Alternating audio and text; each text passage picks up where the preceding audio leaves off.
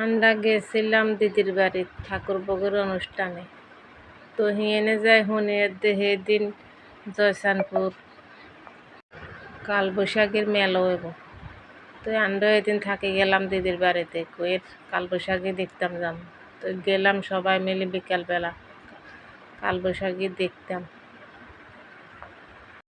তো কালী মহাদেব নাচলো।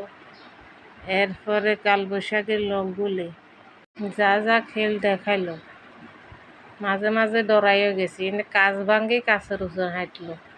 তারা কিতে জল কুদুরি দিল গড়ের তুল, ওমা বলে কিচ্ছু লাগে না, ভূতও লাগে না, কিচ্ছু লাগে না।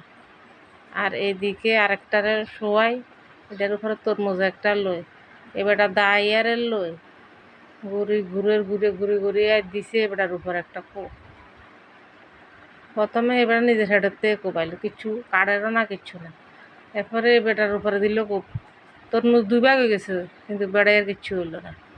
দেখতে আসানকও লাগলো, ভালোও লাগছে, মজাও লাগলো, এরপরে ভয়ও একটু একটু লাগলো। বাবা কি খেল জানি দেখায় তারা।